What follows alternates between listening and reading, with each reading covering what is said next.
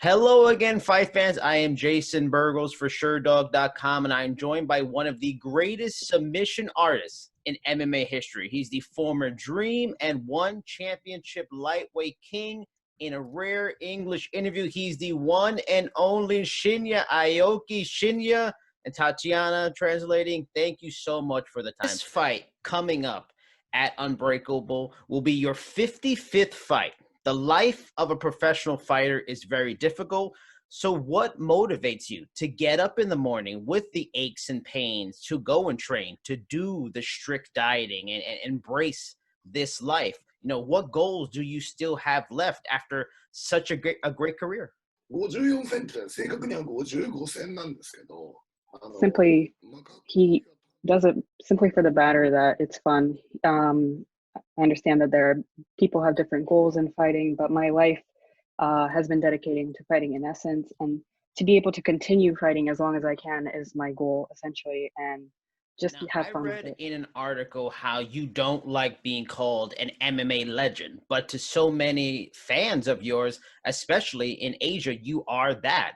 With that title of legend, does it add more pressure to your fights, especially fights when they're in Japan? And do you feel an added weight into trying to live up to that title for the fans that really do love you? なかなか呼ばれないですからね、そもそも。I don't really get called legend, to be honest. I think it's more of an overseas thing.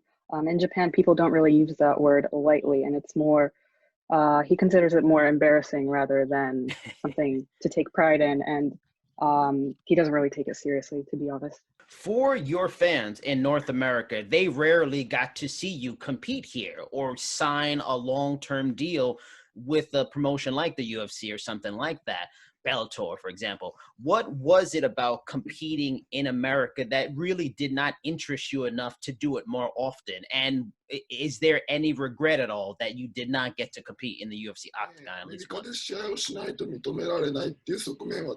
I do feel that I may not be taken as seriously if I don't fight in the US and if I haven't fought in the US, but it is, at the end of the day, my freedom to fight wherever I can and wherever I want, and I appreciate the freedom in that, and I don't necessarily feel the need to fight in the States to get that recognition either at the same time. You have a lot of history with another lightweight star from the last generation or so, who's also now part of One Championship, in Eddie Alvarez. You two split your fights when you fought in Dream in 2008 and then in Bellator in 2012.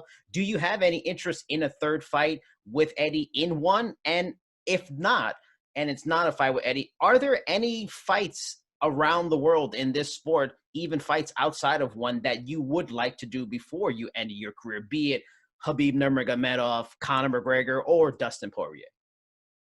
ドリームマッチみたいなものを、団体の違う I do understand that fans would like to see a fight such as that, or a cross-promotional fight, and I do appreciate that fans are kind of looking out and supporting that, but I understand my capabilities, and as for Eddie Alvarez, if I do get matched up with him, I'll fight him. If I don't, I don't. Now, co-promotion is always a difficult thing, and it's hard to make in mixed martial arts, but Chael Sonnen's grappling promotion, Submission Underground, has become very popular in the last few years, and he's drawn a lot of fighters from all over MMA, including Bellator and the UFC, into it.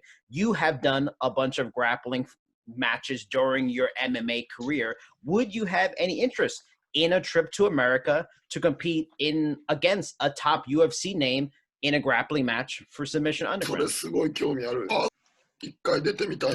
Yes, very much so. I would like to kind of try out in Submission Underground, and what I've heard is that, well, he would like to try out that cage grappling aspect, something that's more along the lines of college wrestling, and just a mixture of rules and whatnot, and how he would like to participate. All right. Your opponent on the 22nd, James Nakashima, is a strong wrestler. He's used it throughout his career to great success. However, with only 13 career fights, going to the ground with you is a very risky strategy. Do you expect him to try and make this a kickboxing fight and work to just stop your takedowns and keep this whole fight standing?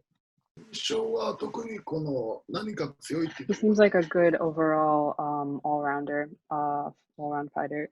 And as of in terms of what I'm going to do exactly in the fight, I'll just have to see once I stand in front of him and we're in the How cage. much studying do you do for your opponents? Do you like to watch a lot of film? Do you make a lot of changes during your camp specific for your opponents? For example, James is all around but still a strong wrestler. Do you adjust camps to train with wrestlers and do that kind of stuff? What's the preparation for you specifically before a fight? 聞かれるんですが、 People ask me that a lot, and the truth is not really. I see martial arts as something that you kind of need to stand in front of your opponent and see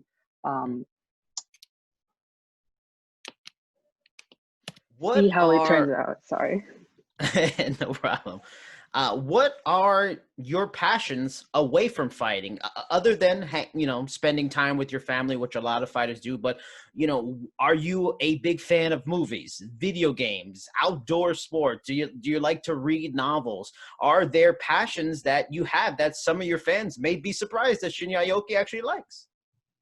もう大きな一番の趣味は格闘技 My main passion is, at the end of the day, martial arts, but he does enjoy reading and writing in his spare time as well. But yeah, other than that, pro wrestling, but yeah, martial arts kind of. The last question is, so many people became fans of you, including myself, because of not only your great skills in martial arts, your great submission skills, but the colorful pants you would always wear in your fights in Dream.